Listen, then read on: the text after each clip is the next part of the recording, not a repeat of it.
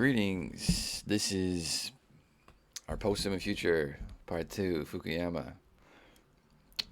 This is going on from part 1. If you haven't seen that, check it out.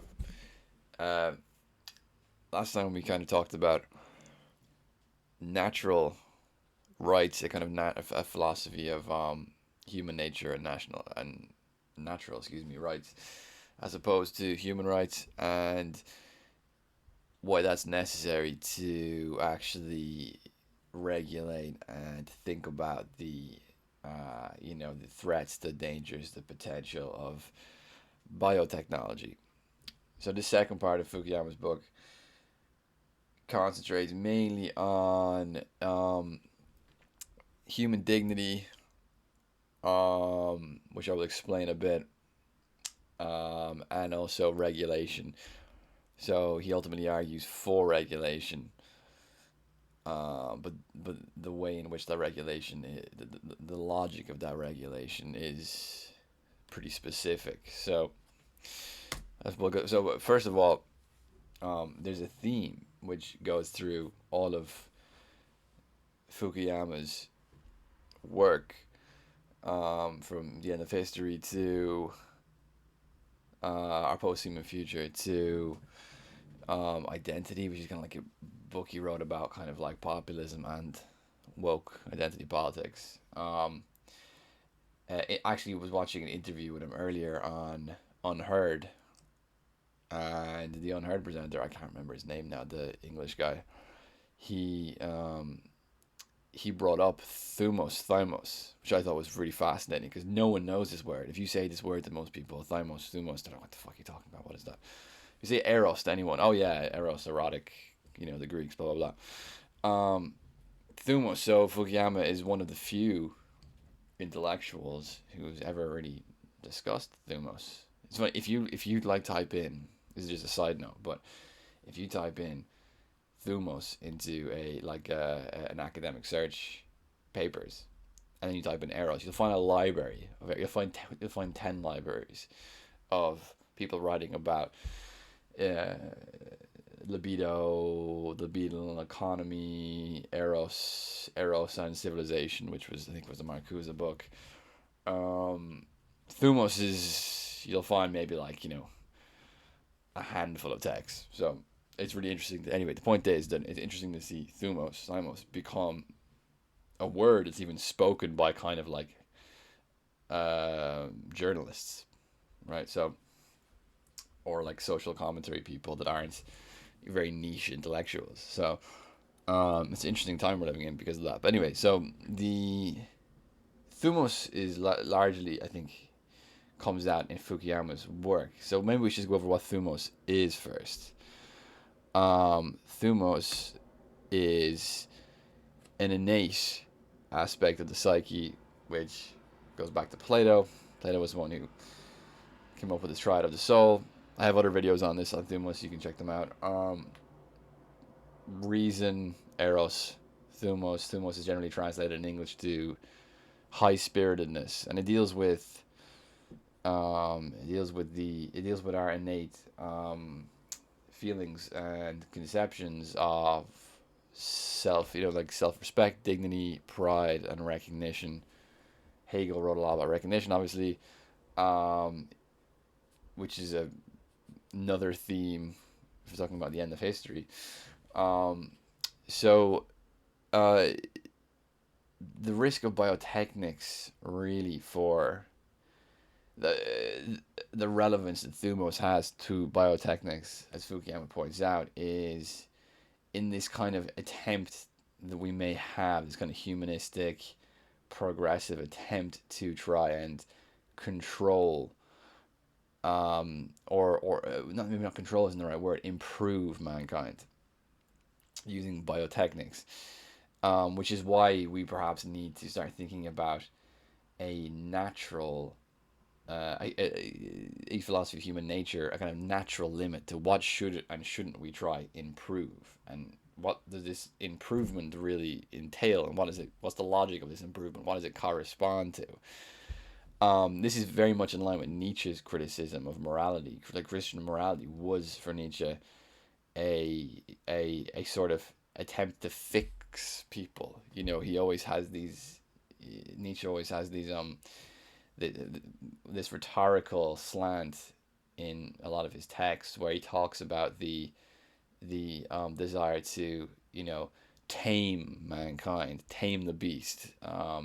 He, in one section, he refers to, I don't know why he refers to it. I think he's kind of referring a mix to Christianity. He's also referring to kind of modern science as well, because I think he's attacking Darwin. He's attacking Darwin's.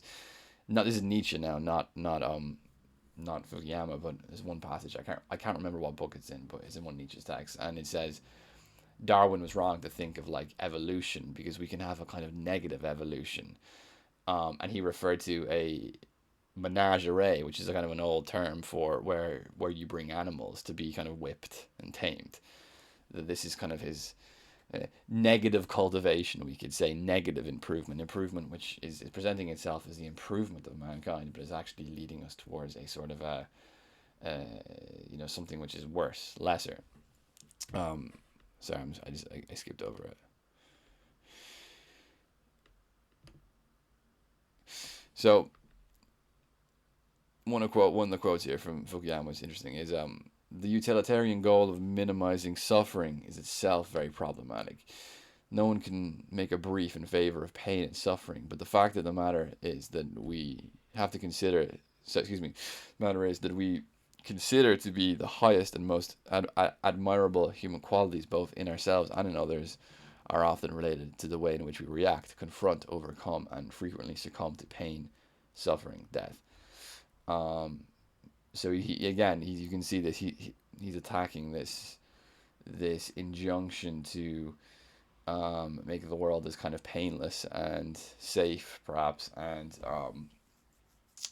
free from any discomfort or contingencies as possible. And this kind of utilitarian goal of maximizing happiness and minimizing suffering should be treated as extremely suspicious. So this is why we need to confront, and this is actually like pretty based Fukuyama here. You might consider Fukuyama, because he's arguing for liberal democracy, and he's kind of arguing the end of history and so on, that he'd be kind of pro expertise, and he'd be kind of anti philosophy, but pro expertise. But he's actually very much in the other camp. He's very suspicious of science for science's sake.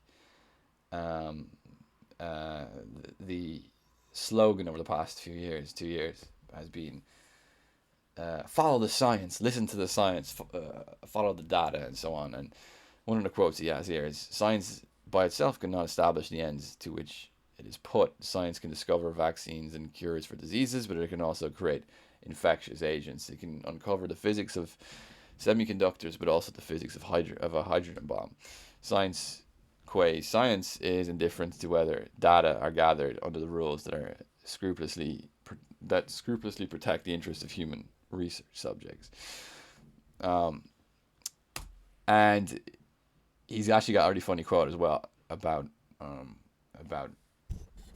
bioethicists.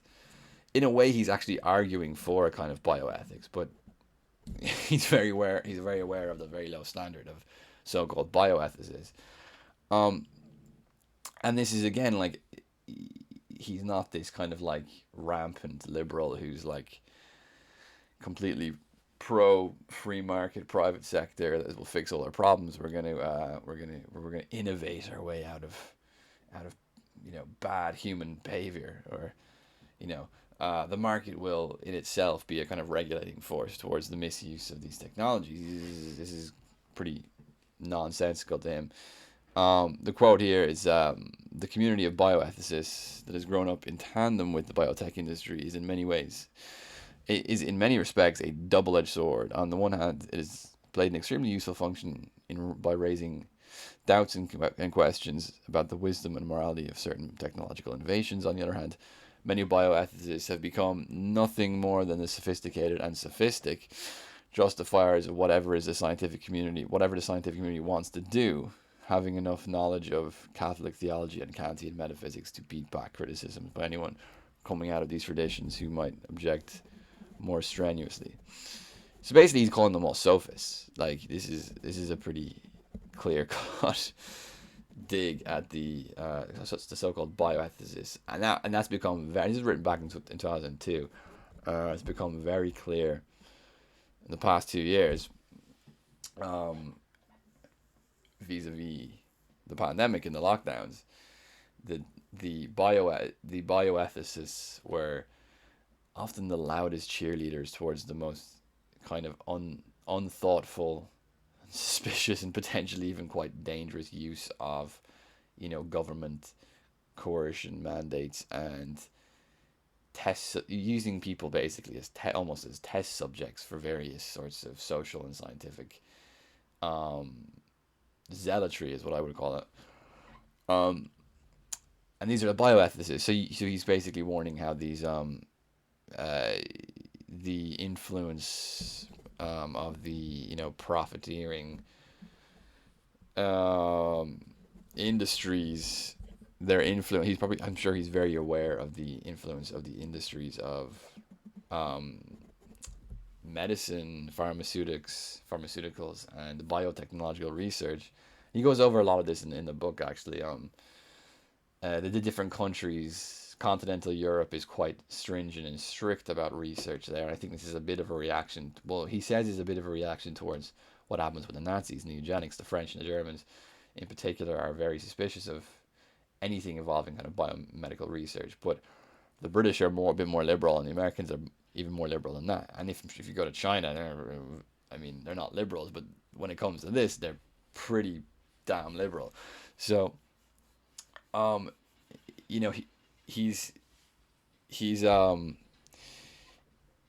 very aware though of the influence of profit, which plays a huge role in let's say corrupting the research institutions which are supposed to act as the people thinking through and warning us about the threats and the misuses of this stuff. But so basically there is no such thing as bioethics. Bioethicists are just propagandists for whoever's paying their research money to them in the universities and so on. But he doesn't say it this obviously, but we can infer. One of the issues we went over last time is the contention between therapeutics and, I think I said last time, like social control or power, but another way we can put it is therapeutics and excuse me, enhancement. So, for example, enhancement in terms of making someone taller, making someone's hair color different.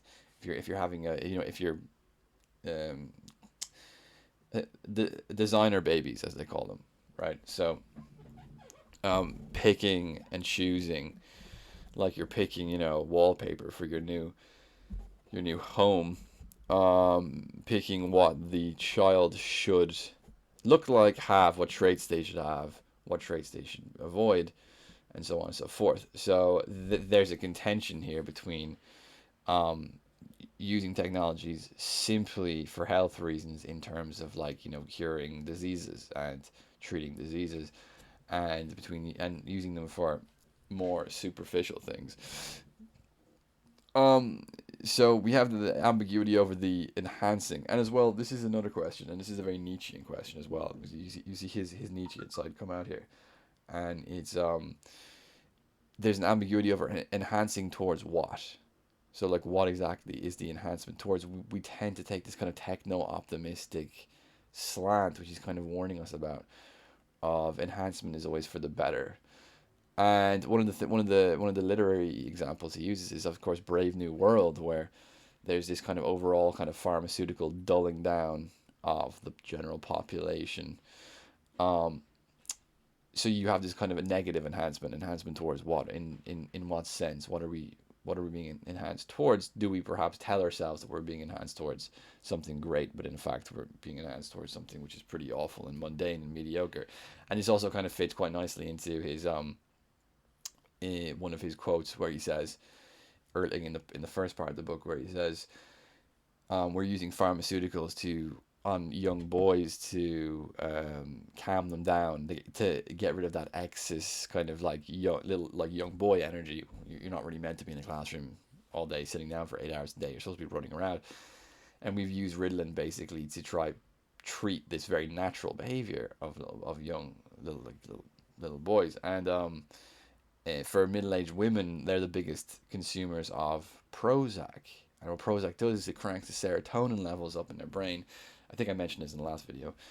So you have this kind of androgenizing of because serotonin makes a like it's a typically like heightened serotonin is typically a male attribute. So you have this kind of androgenizing of like gender is using these pharmaceutical technologies. So there's a very brave new world kind of theme going on there.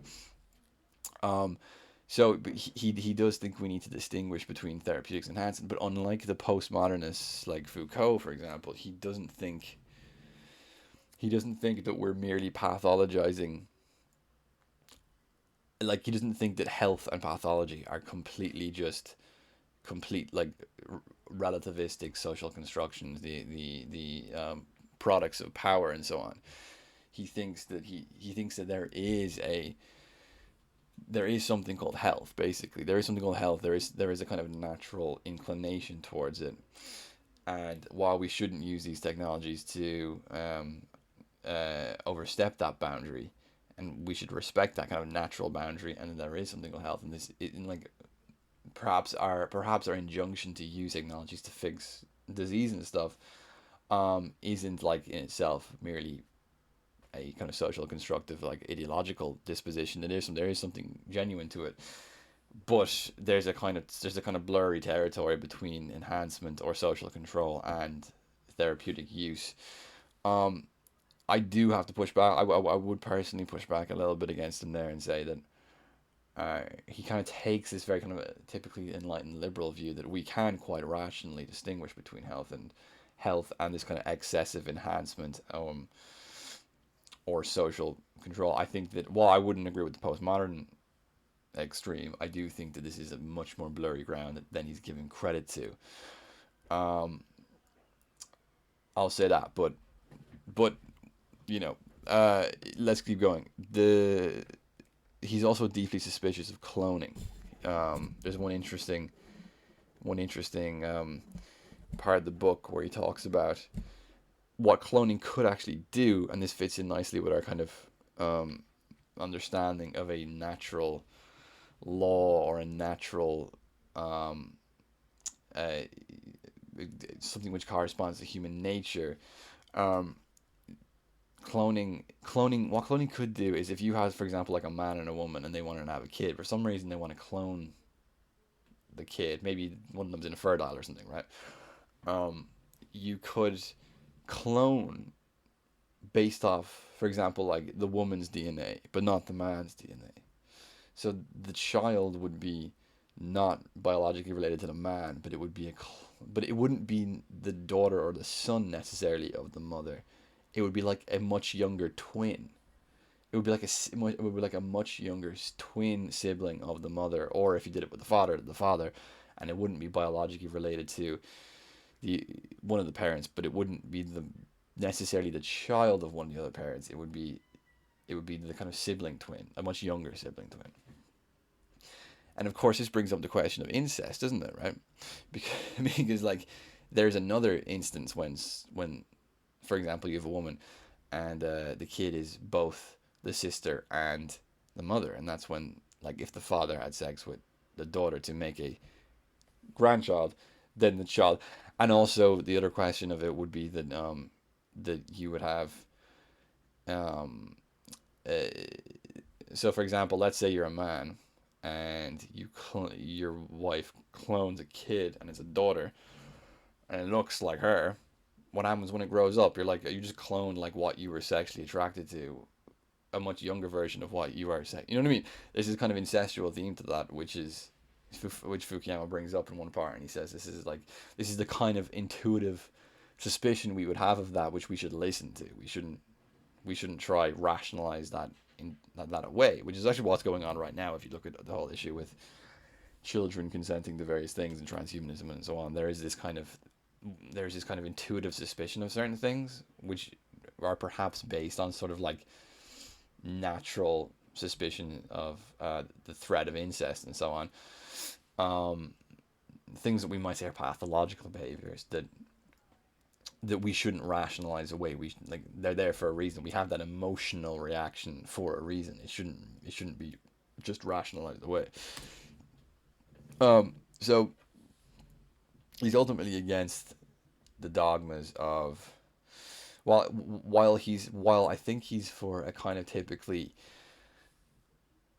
maybe a little bit naive of a liberal view that we can really determine this quite easily determine the distinction between therapeutics and enhancement or social control and so on. He also thinks we should really drop this kind of like anti-regulation um, ideology, which really came about with neoliberalism. I mean, that's really when it got really bad, where we kind of have this kind of almost like realism of any sort of regulation is inevitably going to fail, and he gives many examples of like we've actually been relatively good at being able to regulate nuclear technology. Who can use nuclear technology? Um, Making sure certain governments don't get their hands on nuclear technologies and so on. He argues that we have actually been quite successful at that. He uses examples like China. He's like, there's no like I don't think Google. There's no Google, Facebook, all these kind of things in China. They've managed to basically completely regulate out the Western internet from their entire country, and we might assume that's something that would be impossible to do. How can you just stand in the way of this technological innovation? But there again, China did it. So there are empirical examples which he lays out in the book of successful regulation. Whether you agree with the regulation or not, the point is that you can do it. So here's a quote here, and it says, "We do not have to accept any of these future worlds under a false banner of liberty, be it that of unlimited reproductive rights or of unfettered scientific inquiry. We do not have to regard ourselves as slaves to inevitable technological progress when that progress does not serve human ends. True freedom means the freedom of political communities to protect the values they hold most dear, and it is that freedom that we need to exercise with regard to the biotechnology revolution today." So yeah, he's like, to hell with your you know anti-regulation ideology. Like, you can do it, and we should do it, basically. Um, so I would say I think it's like overall I think it's a pretty good book. Pretty good book to read 20 years after the writing it and after going through COVID, especially. I think that the the potential of the blurry ground between, I think, treatment and social control, ideological domination, um, um, or for example, reading someone like Paul Virilio, you can really see the I think his basic argument was like science and propaganda are one and the same thing now, and this theme is very much in this book. I've a feeling Virilio read this book by Fukuyama before he wrote a lot of his work. So it it's an extremely prescient, extremely thematically relevant book to read. My only problem with it would be this, right? So here's my challenge to Fukuyama's basic argument, but Fukuyama's basic argument is this: I think all his observations are spot on; they're correct. Um, the political prescription is basically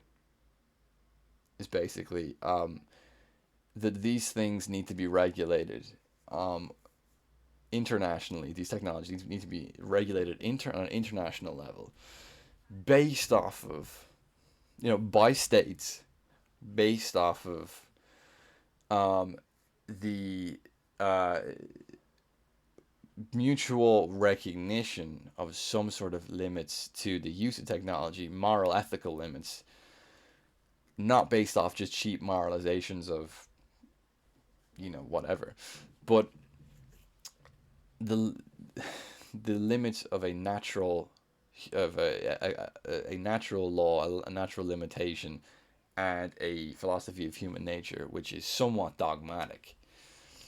Because if you have a philosophy of human nature and you're saying you can't use this technology in this way, it goes against our human nature. You have to embrace a kind of dogmatism, which is interesting because it would be counterintuitive to democratic liberalism. Democratic liberalism presents itself as like we're all for open inquiry. We are enlightened, rational people. Why wouldn't we inquire? There are certain. So this brings us to our theme of first principles, right? And this isn't written in the book. This is just my response to the book. But so what are first principles, right?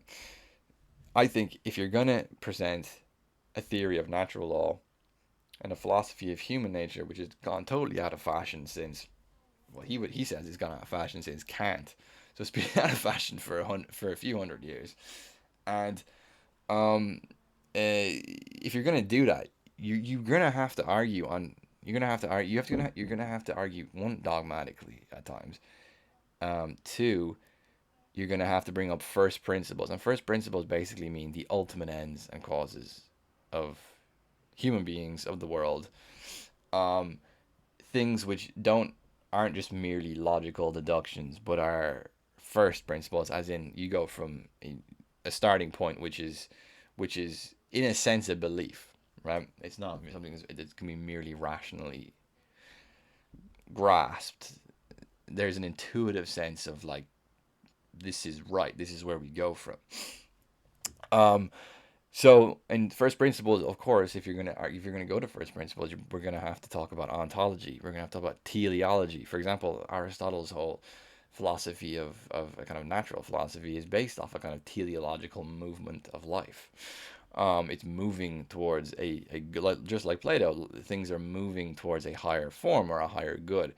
Um, the of course theology comes into play here. Political theology comes into play here because of course if the world is based around limited by corresponds to some sort of natural movement or we could even say maybe not divine in a transcendental sense but some sort of um eternal unmoved not merely a construction sort of um perhaps teleological principle. We're going to have to think about well, who speaks for that principle? Who speaks for what is natural, right? Just like who speaks for what is good.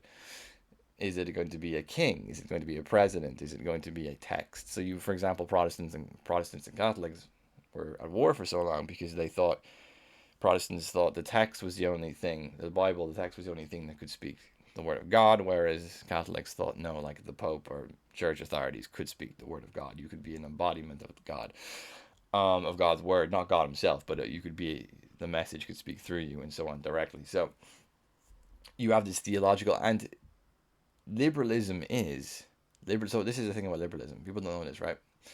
Liberalism began from a response to sectarian violence as a way of noticing that arguing on terms of first principles often led to violent conflict because there was no rational solution that you could easily come to, or come to in any way. So the liberal injunction is always to kind of repress first principle argumentation, first principle challenge, and because it fears this inference that things can only be settled violently. Um, this is the very basis, this is the very origins and beginning of liberalism from Hobbes, especially. I know Hobbes wouldn't be what we would call a liberal today, but he did begin as a response to the Civil War in England, a social contract theory and a theory of the modern state. I think through sovereignty, through kind of this kind of more secularized sovereignty, and how are you basically the question is how are you going to be able to go to a philosophy of human nature without going down this potentially first principle sectarian um, route, which may lead to which if we were really to really follow it all the way, could lead to at least according to liberal, it probably could lead to actual forms of violent confrontation between different competing interpretations of that natural limit and that natural law. So it's an interesting question of how you would even pull what he's trying to do. I'm not sure you can do it within liberal democracy. That's my little challenge to. That's my little kind of end or question to what Fukuyama is doing. But overall, I think it was a really good book. I'd recommend it. Very relevant today in today's world. Very much. I think we very much need a bioethics, which isn't completely co-opted by institutions for the sake of power and profit and so on. Um, yeah, so I would recommend it. Yeah, so anyway, if you like this video, subscribe. I'm going to do more of this kind of stuff. All right, see ya.